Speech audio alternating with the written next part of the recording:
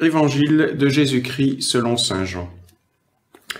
Comme la Pâque juive était proche, Jésus monta à Jérusalem. Dans le temple, installés les marchands de bœufs, de brebis et de colombes, et les changeurs. Il fit un fouet avec des cordes, et les chassa tous du temple, ainsi que les brebis et les bœufs. Il jeta par terre la monnaie des changeurs, renversa leur comptoir, et dit aux marchands de colombes, « Enlevez cela d'ici. Cessez de faire de la maison de mon Père une maison de commerce. » Ses disciples se rappelèrent qu'il est écrit « L'amour de ta maison fera mon tourment. » Des Juifs l'interpellèrent. « Quel signe peux-tu nous donner pour agir ainsi ?» Jésus leur répondit. « Détruisez ce sanctuaire, et en 3 jours je le relèverai. » Les Juifs lui répliquèrent. « Il a fallu 46 ans pour bâtir ce sanctuaire, et toi, en 3 jours, tu le relèverais ?» Mais lui parlait du sanctuaire de son corps. Aussi, quand il se réveilla d'entre les morts, ses disciples se rappelèrent qu'il avait dit cela. Ils crurent à l'Écriture et à la parole que Jésus avait dite. Pendant qu'il était à Jérusalem pour la fête de la Pâque, beaucoup crurent en son nom à la vue des signes qu'il accomplissait. Jésus, lui, ne se fiait pas à eux, parce qu'il les connaissait tous et n'avait besoin d'aucun témoignage sur l'homme. Lui-même, en effet, connaissait ce qu'il y a dans l'homme. Acclamons la parole de Dieu.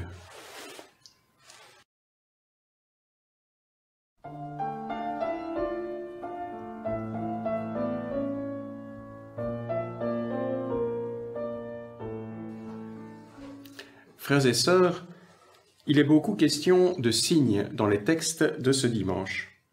Non pas les signes d'une éventuelle fin des temps, mais des signes qui sont demandés comme une preuve, à l'appui d'une parole ou d'un geste accompli. Un signe qui valide l'autorité et la légitimité de celui qui parle ou de celui qui fait. Quel signe peux-tu donner pour justifier ce que tu fais là ? Demandent les Juifs à Jésus, qui vient de chasser les marchands du temple. Et plus loin, le texte nous dit « Beaucoup croient en Jésus à cause des signes qu'il accomplit, signes qui le rendent crédible et attirant aux yeux de la foule. » Or, n'est-il pas étrange que les pharisiens demandent un signe alors que Jésus vient justement d'en accomplir un, particulièrement éclatant, en chassant les marchands du temple? Là où les disciples de Jésus voient un signe, celui de l'amour pour la maison de son Père, les pharisiens, eux, ne voient rien du tout. Et même, ils demandent un autre signe pour que Jésus se justifie de ce qu'il vient de faire. Le même geste est donc pour les uns un signe et pour les autres une simple action qui demande encore à être justifiée. Il y a de quoi être un peu perdu.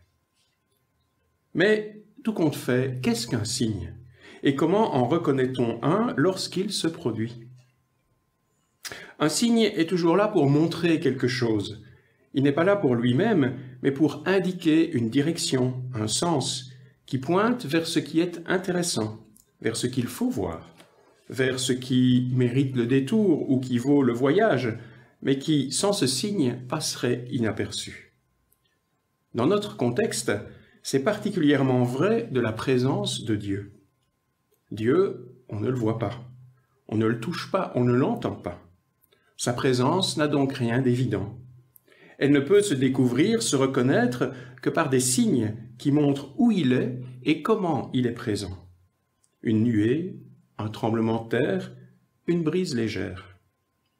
Et de même, si Jésus accomplit des signes, c'est pour montrer qui il est en vérité, alors que rien ne le distingue de n'importe quelle autre personne autour de lui.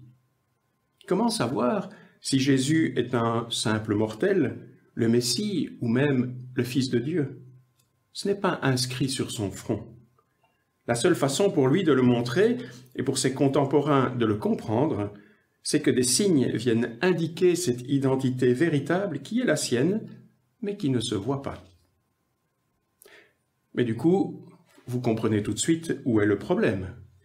Si je vois Jésus guérir un malade ou accomplir un miracle, je peux dire « c'est un guérisseur, c'est un magicien, c'est un charlatan, c'est un prophète, c'est le Fils de Dieu ». Comment savoir? Comment choisir entre ces possibilités? Ce sont les disciples qui nous mettent sur la piste. En regardant Jésus faire et parler, ils se rappellent une parole de l'Écriture. « L'amour de ta maison fera mon tourment ». Et c'est ainsi qu'ils font le lien et qu'ils voient un signe, là où les pharisiens ne voyaient rien du tout. Lorsque les disciples de Jean-Baptiste viennent trouver Jésus et lui demandent explicitement « Es-tu celui qui doit venir ou devons-nous en attendre un autre ?» Jésus répond « Allez dire à Jean, les aveugles voient, les boiteux marchent, les lépreux sont purifiés, les sourds entendent, la bonne nouvelle est proclamée. » Jésus ne dit pas « c'est moi », il dit « regardez et concluez par vous-même ». Et Jean-Baptiste, qui connaît bien son prophète Isaïe, devrait en effet pouvoir comprendre et reconnaître l'identité de Jésus au signe accompli. Le signe suscite l'intelligence, il suscite la liberté, mais sans s'imposer, sans obliger. S'il n'est pas reconnu, il ne veut rien dire et reste muet. S'il est reconnu, il s'efface et laisse la place à la réalité qu'il désigne. Rappelez-vous, dès que Pierre a reconnu le Christ en Jésus, « Tu es le Messie, le Fils du Dieu vivant », alors seulement Jésus peut annoncer sa passion et ainsi le sens véritable de sa mission, au-delà et même à vue humaine en contradiction avec justement les signes qui ont permis de le reconnaître, miracles, guérisons, qui sont plutôt du côté de la toute-puissance. Ce dernier point est important.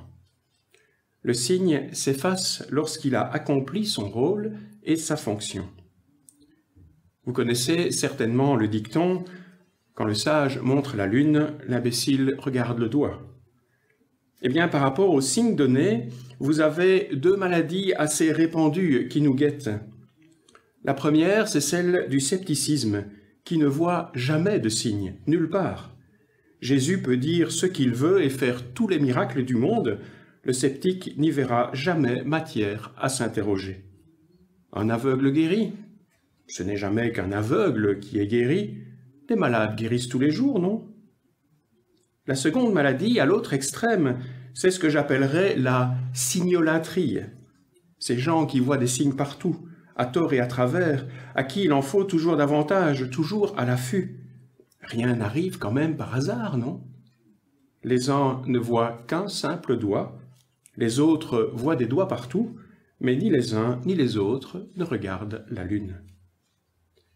Dieu donne tous les signes nécessaires pour que nous puissions découvrir sa présence en nous et autour de nous dans le monde. C'est en nous rappelant les Écritures, la parole du Christ, la loi et les prophètes, que nous pourrons reconnaître ces signes là où ils sont. Si, et seulement si, nous choisissons de faire le lien et de regarder dans la direction qu'ils indiquent. Notre vie sera alors habitée, non pas par des signes ou par des miracles, mais par cette présence réelle du ressuscité lui-même, enfin découverte. Messie crucifié, puissance et sagesse de Dieu en nous et dans le monde. Amen.